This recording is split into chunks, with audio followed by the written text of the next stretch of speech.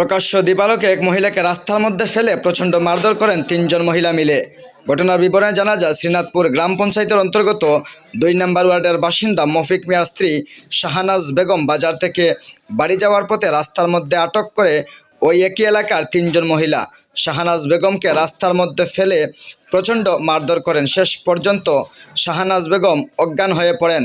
ঘটনার খবর পেয়ে ছুটে আসেন শাহানাজ বেগমের স্বামী মফিক মিয়া। তারপর ওই তিনজন মহিলা মফিক মিয়াকেও প্রচণ্ড মারধর করেন।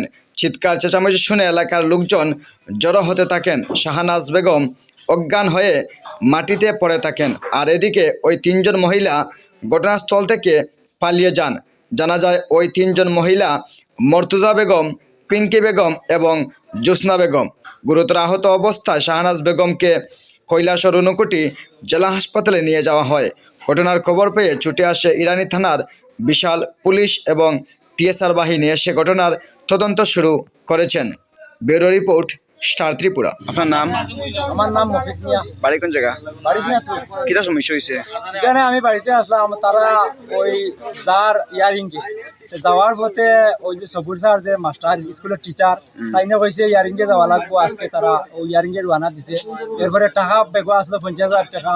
ওই তাই এই লোকের ছেলে ওই ছেলেটা হইলো গিয়া বাইরে, এখান থেকে টাকা পাঠায়, একবার এখানে পাঠায়, এখান থেকে লেনদেন করে।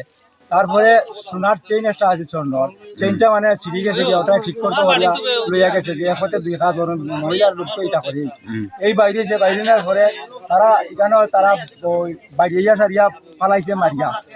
মারছে আজিদ মিয়ার 1 নম্বরে হইল গিয়া মর্তুজা বেগম। এরপরে আজিদ মিয়ার মেয়ে 2-3টা এখানে তাও কন্তি কিটা লইয়া বেট বেটে বাড়ি আইছে। আমারে ফোন দিয়েছে, আমি আসলাম বাড়িতে। তারা তুলা করি আইসি, দৌড় মারি আর আমি সাইকেল চালাইতে পারি না, দৌড় মারতে আইতে দেখছি তারা হাঁস গোটাইছে। এরপরে এখানে আরো জন কইছে ওই হাফিজুর রহমান কইছেন, চাচা দেখা নোয়ার হয়ে গেছে, তুমি যাইবার বাড়বাই। আমি কইছি বাড়তাম না। হও ওদি আইয়া আমার এখানে মারছে আরো 3টা বাড়ি। অত বড় কিতার রুল একটা কি আরিয়া ওই যে দেখো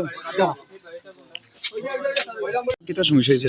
এখানে সমস্যা হয়েছে যে আমি এখানে দাঁড়াইলে এইখানে মহিলা মানে ও তারা চিল্লাচিল্লি করে, তাই নিয়ে তার স্বামীরে ফোন দিয়া কইছে এরকম আমার এরকম তারা এখানে অ্যাটাক করছে, তেল লাগে তো বুঝলাম না। তাই না আইছে আবার পরে মানে এখানে তারা হরাইছে দাগ লইয়া লাঠি লইয়া। তাইনের তো লাঠি একটা আছিল, তাইনে আমি একটা আইছি, তাইনে আমার কথা মানছে। তখন মানে 2জন মানুষ আইছে, মানে এটা সমাধান দেওয়া লাগে। ওই সময় পিছিয়ে দিয়ে ইয়া মরতে যায়। আর আরো 2জনে মানে ঠান্ডে আর তান মেরে মানে তান বউরে মানে মারছে। আচ্ছা, যে মহিলারে মারছেন ওই মহিলার নামটা কিটা? তাইনের নামটা আমার সঠিক জানা নাই। বাড়ি কোন জায়গা? বাড়ি সিনাতপুর। সিনাতপুর। তো কিতার লাগে মারামারি হয়েছে একটু জানেননি তা বিষয়? এটা হলো যে মানে তারা কইতে আছে, মানে যারা মারছে এরা কইতে আছে তার স্বামীর কাছে টাকা পাইতো, কিন্তু এখানে আলাল মিয়া সাক্ষী দিছে যে না টাকা পাইতো না, এই টাকাটা দিলাইছে। মানে সাক্ষী দিছে আলাল মিয়া যে এই টাকাটা দেওয়াই গেছে। আচ্ছা আচ্ছা।